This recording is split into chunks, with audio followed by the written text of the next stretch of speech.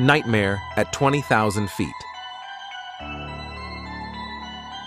Nightmare at 20,000 feet is the third episode of the fifth season of the classic TV series The Twilight Zone that aired October 11, 1963. It's based on a short story by Richard Matheson that first appeared in his anthology Alone by Night in 1961. This episode first hit the airwaves on October 11, 1963, and it's one of the most iconic and often cited episodes in the series. The plot centers around a passenger, played by William Shatner, who spots a terrifying creature attempting to bring down the plane mid-flight. In 2019, Keith Phipps from Vulture mentioned that the episode serves as a powerful symbol of the fear of flying, which is why it has stuck around in pop culture. This was the first of 6 episodes directed by Richard Donner. While flying, Robert Wilson spots a gremlin on the wing. He tries to warn his wife, Julia, and the flight attendant, but every time someone else looks out, the gremlin disappears, making Robert seem delusional. He acknowledges how strange it is that the gremlin only avoids being seen by others, but not him. His situation is made worse by the fact that this is his first flight since a nervous breakdown 6 months ago, which also happened on a plane.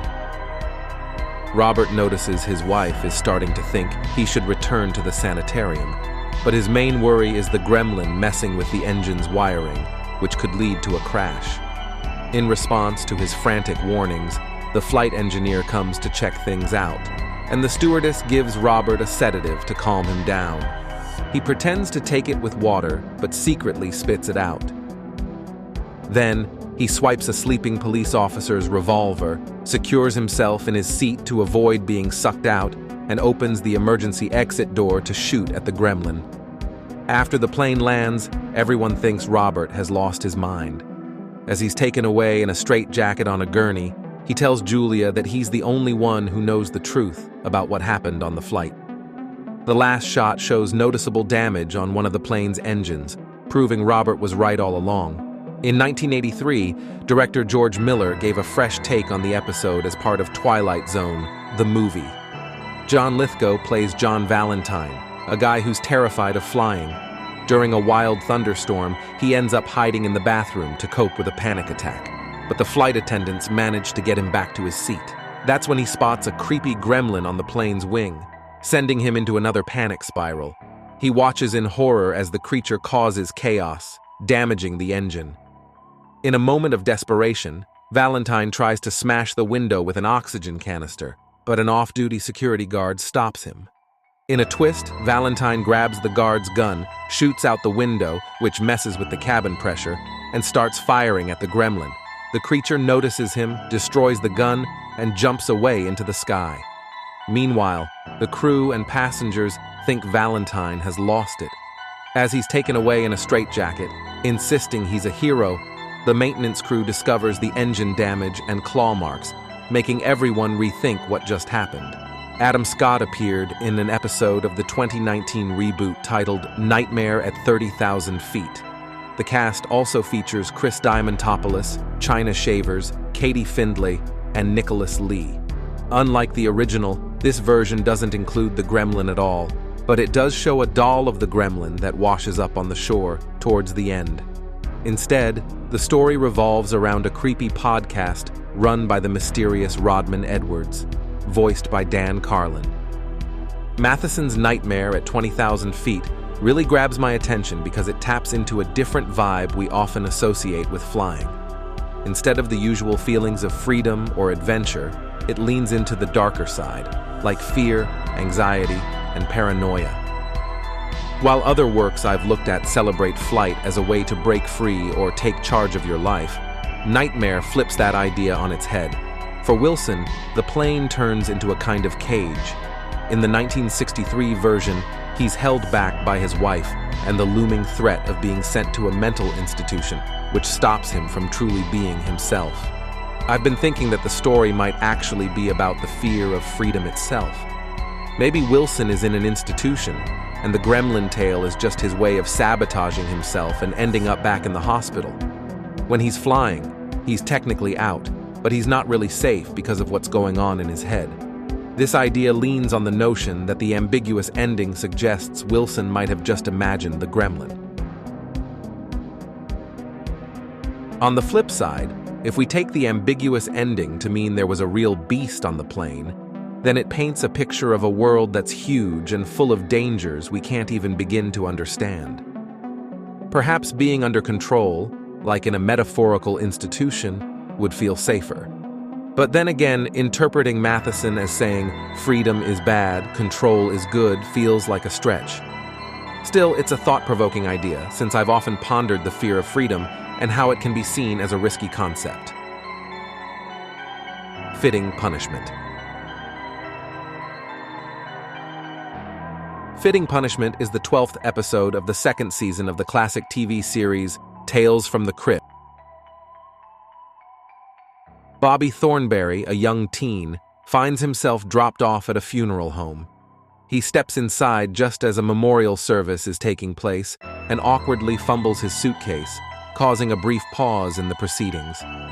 He notices his uncle, Ezra Thornberry, who runs the place, comforting guests and politely guiding them out. But once the curtains are drawn, Ezra's demeanor shifts. He turns harsh and starts barking orders at his assistant, Clyde. When he tries to send Bobby away, Bobby reveals that he's been sent to live with him after his parents, Ezra's sister and brother-in-law, tragically passed away in a car accident. Although Ezra is initially reluctant about taking on the responsibility, he starts to warm up to the idea when he realizes Bobby could help him out around the funeral home without costing him a dime. Bobby is assigned the attic as his room, with a hard stretcher serving as his bed. Ezra begins to show Bobby the ropes of running the funeral business, starting with how to handle the deceased. At first, Bobby is grossed out by the blood-draining process, but he soon discovers that Ezra saves money by using tap water instead of embalming fluid. He also notices some of his uncle's other frugal habits, like hoarding gold teeth and pushing pine caskets on customers. Ezra frequently quotes the Bible to rationalize his stinginess and takes every opportunity to belittle Bobby.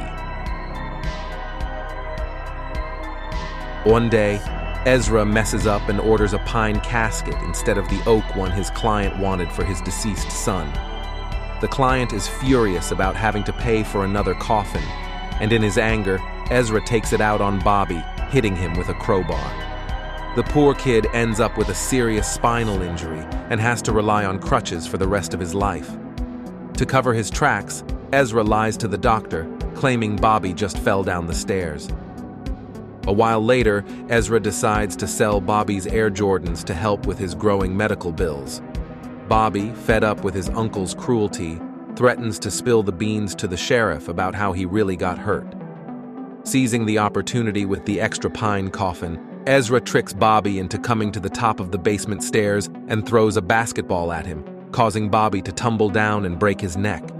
Without a shred of remorse, Ezra drains Bobby's blood and embalms him with tap water.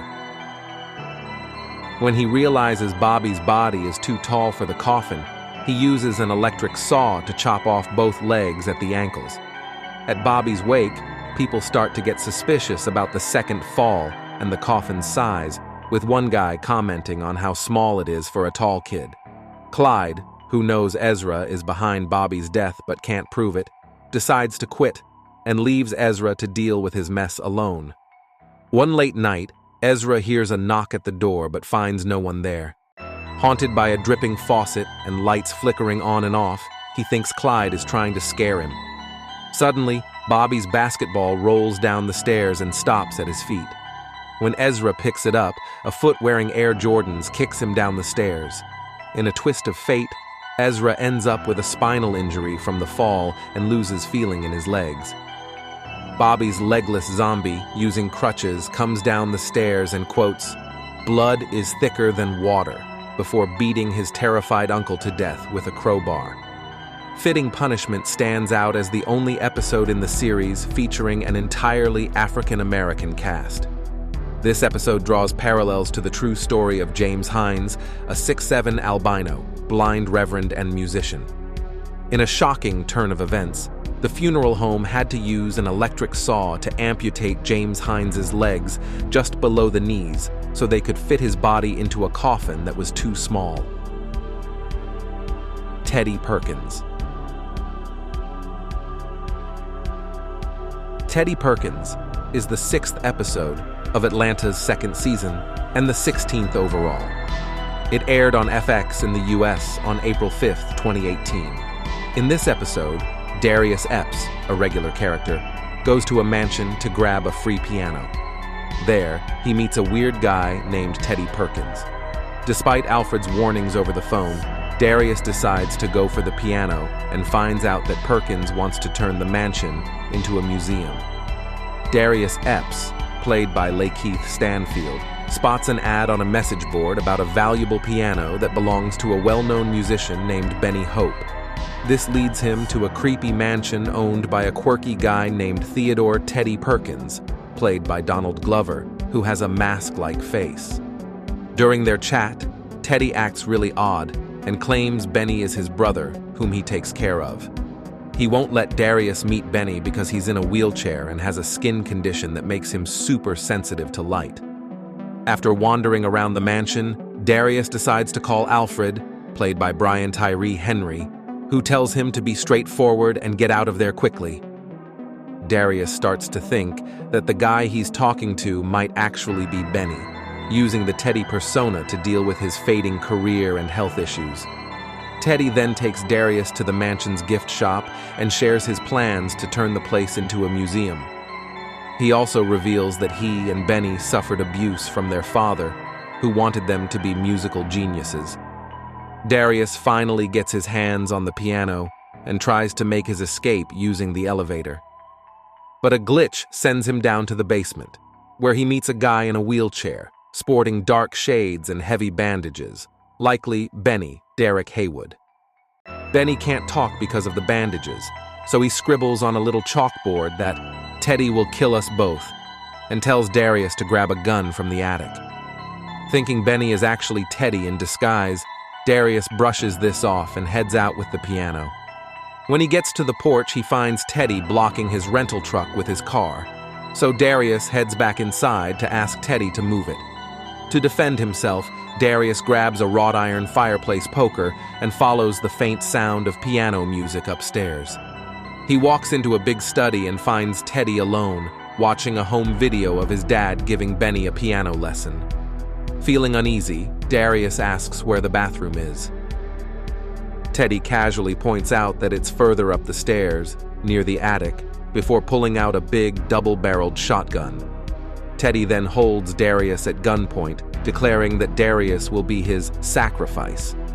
He drags Darius down to the foyer and forces him to cuff himself, revealing his twisted plan to kill Darius and make it look like a home invasion by a crazed fan to boost interest in his future museum.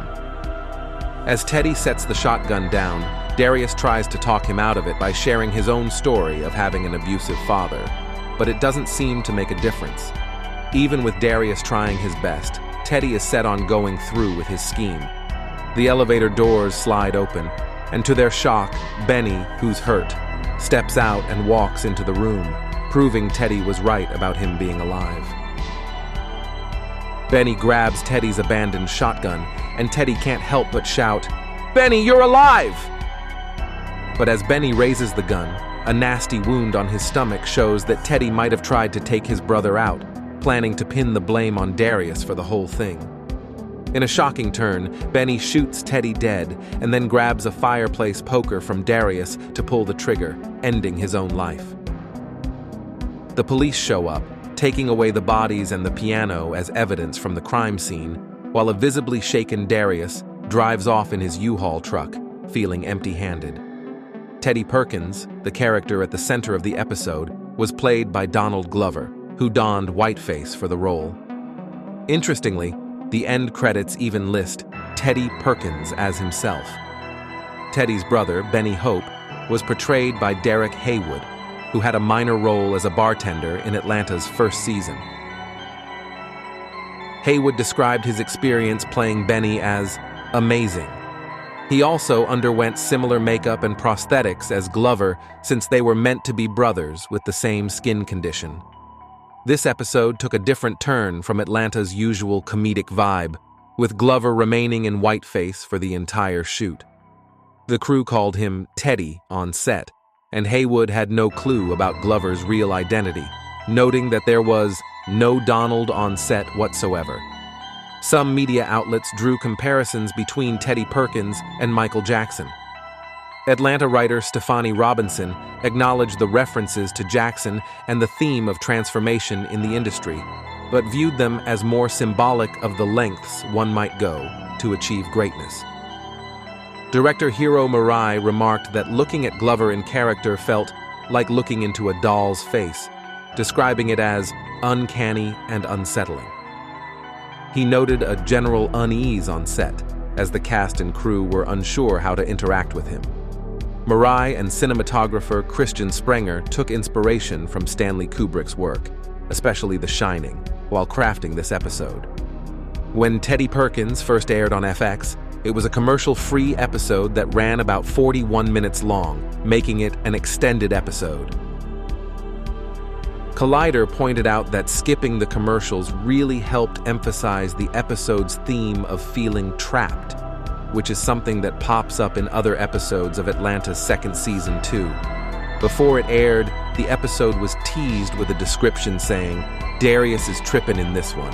Y'all know I would have been left." They filmed it in a real mansion located in a suburb of Atlanta. The end credits feature Evil by Stevie Wonder, and his music also kicks off the episode and gets mentioned by the characters. Glover had to reach out to Wonder personally to get permission for the music since he didn't want it to be linked to any violent scenes. Teddy Perkins received tons of praise from critics and is seen as one of the most groundbreaking episodes in Atlanta's brief run.